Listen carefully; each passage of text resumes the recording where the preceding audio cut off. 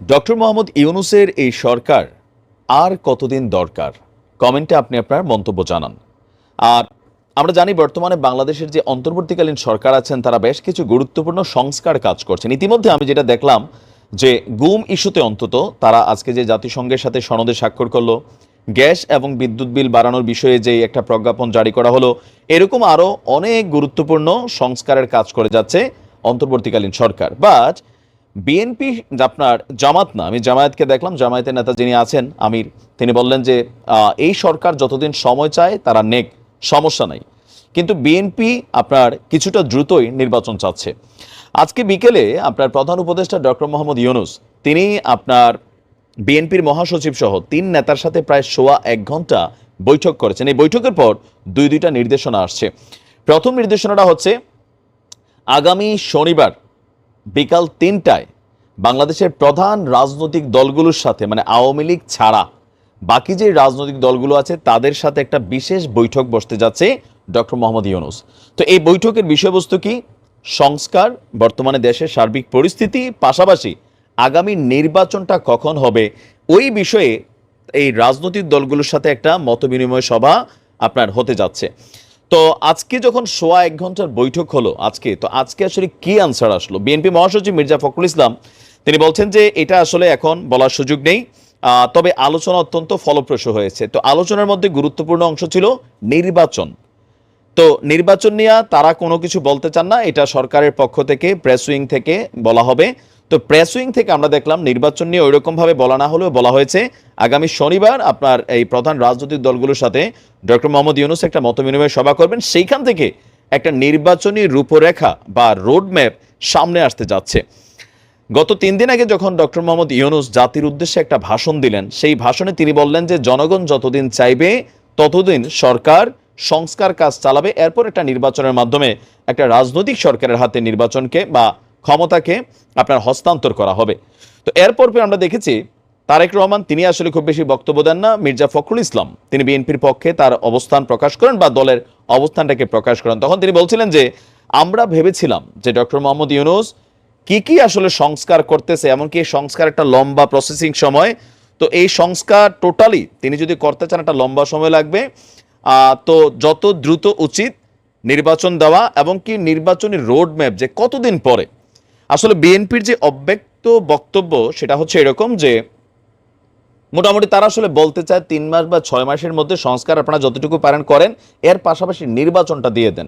নির্বাচন দেওয়ার পরে রাজনৈতিক সরকার আসলে আমরা বাকি সংস্কার কাজগুলা করব। কিন্তু এই কথার উপরে আমরা সোশ্যাল মিডিয়া প্ল্যাটফর্মে যে কন্টেন্টগুলোর মধ্যে কমেন্ট দেখি, সেখানে দেখতে পেলাম যে মানুষের ভরসা কিন্তু এখন বিএনপির তুলনায় ডক্টর মোহাম্মদ ইউনূসের সরকারের প্রতি বেশি।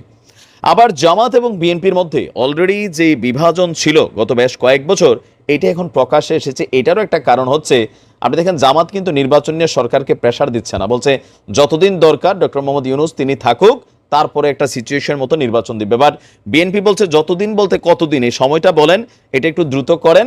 এখন এখানের একটা মেইন রিজন হচ্ছে যে নির্বাচন হলে হয়তো এই দুইটা দল আপনার প্রতিদ্বন্দ্বিতা করবে। তো সকল কিছু মিলিয়ে আগামী শনিবারে নির্বাচন নিয়ে হয়তো বিশেষ ঘোষণা আসতে পারে যে নির্বাচনী রোডম্যাপটা কতদিন পরে আসতে পারে। এখন স্পষ্ট খোলাসা না আসলেও আগামী শনিবার হয়তো আমরা দেখতে পাবো যে এই অন্তর্বর্তীকালীন সরকার আসলে কতদিন তারা ক্ষমতায় থাকতে চাচ্ছে বা সংস্কার এই কর্মকাণ্ড চালিয়ে যাচ্ছে। তবে বিএনপি মনে করছে এই সংস্কার কর্মকাণ্ডটা একটা লম্বা প্রসেসিং ইস্যু। তো সেই ক্ষেত্রে যত দ্রুত সম্ভব নির্বাচন দেয়া বিএনপির হাতে ক্ষমতাটা দিয়ে দেখ, মানে নির্বাচনের মাধ্যমে একটা রাজনৈতিক দল। তো আমরা জানি এই মুহূর্তে নির্বাচন হলে, আচ্ছা আপনি কি মনে করেন বিএনপি জিতবে নাকি জামাত জিতবে? আস্তে আস্তে নির্বাচনকে ঘিরে বাংলাদেশ জাতীয়তাবাদী দল এবং জামায়াতের মধ্যে একটা বিভাজন পরিলক্ষিত হচ্ছে। বিশেষ করে আমাদের যে কন্টেন্টগুলো আপনারা সেখানে দেখলেই বুঝতে পারবেন। তো আমি আবারও প্রশ্নটা রাখতে চাই যে আপনাদের কাছে কি মনে হয় যে আগামী যে নির্বাচন হতে যাচ্ছে, অলরেডি এটা নিয়ে আজকে একটা রূপরেখার আলোচনা চলছে, আগামী শনিবার বৈঠক হতে যাচ্ছে। তো একটা জাতীয় নির্বাচন হলে বেসিক্যালি বর্তমান রাজনৈতিক ক্যালকুলেশন বলছে যে বিএনপি এবং জামায়াত তারাই হবে মূল প্রতিদ্বন্দ্বী একে অন্যের। জাতীয় পার্টি তাদের অস্তিত্ব থাকবে না, আর আওয়ামী লীগ নির্বাচনে আসলেও পাশ করবে না। তো ক্ষমতাসীন দল বনাম বিরোধী দল, এখন আসলে কে পাশ করবে? তো এই বৈষম্য বিরোধী আন্দোলনে দীর্ঘদিন যারা প্ল্যাটফর্মে ভূমিকা রেখেছেন, অথবা এই শেখ হাসিনা সরকারের পতনের পেছনে অনলাইনে যারা সবচেয়ে বেশি সময় দিয়েছেন, যাদের ভূমিকা ছিল এবং কি সরকারের কাছেও তারা একটা কি বলা হয় যে টার্গেটেড ছিল, তাদের মধ্যে খুবই গুরুত্বপূর্ণ একজন ব্যক্তিত্ব পিনাকি ভট্টাচার্য বা ভট্টাচার্য। আপনারা সকলেই তাকে চিনেন, আর তো পরিচয় দেওয়ার কিছুই নাই।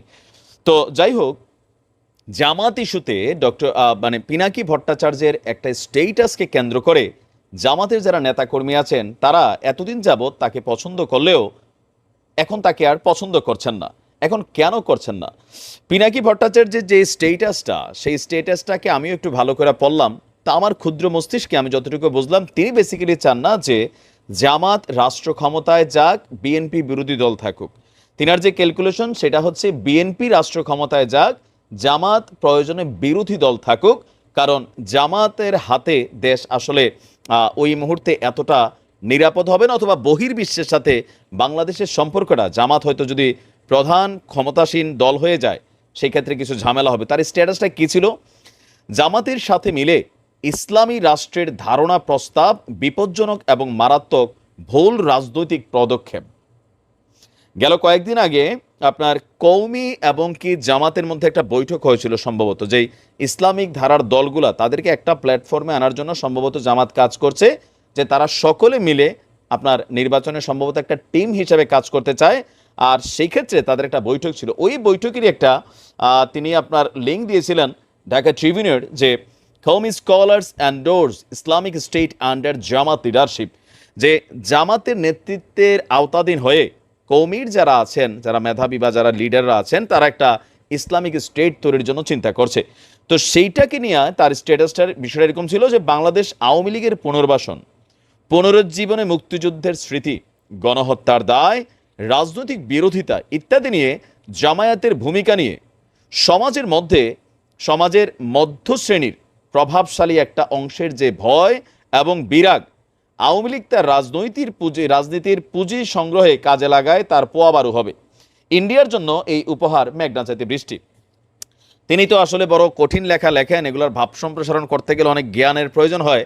বাট আমার ক্ষুদ্র মস্তিষ্ক যতটুকু বুঝলাম তিনার স্টেটাসটাকে অ্যানালাইসিস করে, যে তিনি মনে করছেন যে এই মুহূর্তে জামাত যদি রাষ্ট্র ক্ষমতায় আসে তাহলে ভারতের সাথে সম্পর্কটা অনেক খারাপ হবে। ইভেন সমাজের মধ্যেও, যেমন আজকে দেখেন বিএনপি কিন্তু সরাসরি বলে দিছে স্বাধীনতা বিরোধী শক্তিদেরকে, যারা বাংলাদেশের সার্বভৌমত্ব স্বীকার করে না, তাদেরকে সমর্থন করা যাবে না। সর্বশেষ আওয়ামী লীগ সরকারের আমলে দীর্ঘদিন যাবৎ বিএনপি এবং জামাতের মধ্যে বিভাজনটি স্পষ্ট ছিল। বিএনপি বেসিক্যালি পশ্চিমা রাষ্ট্রগুলোর সহযোগিতা নিয়ে যে আন্দোলনটাকে বা যে সাপোর্টটা পাওয়ার চেষ্টা করেছিল, সেখানে জামাত ইসলামকে পাশ কাটিয়ে তারা কিন্তু এই আন্দোলনগুলো করেছে। জামাত তাদের মতন করেছে, জামাতের বিভিন্ন অ্যাক্টিভিটিসেও বিএনপি তেমনটা কোনো রকম প্রতিক্রিয়া দেখায়নি। তো এখন দিন শেষে যখন ক্ষমতার ইস্যু আসছে, আপনারা আমার কমেন্টগুলোর দিকে তাকালে বুঝবেন যে ক্ষমতাকে কেন্দ্র করে এই জোটটা এখন একটা বিভাজিত হয়ে গেছে। এতদিন পর্যন্ত এটা ভেতরে ভেতরে জোট ছিল, কিন্তু এখন এটা বিভাজিত। তো আপনি কি মনে করেন পিনাকি ভট্টাচার্য যেই মন্তব্য করেছেন সেই মন্তব্যটা আসলে কতটুকু সঠিক?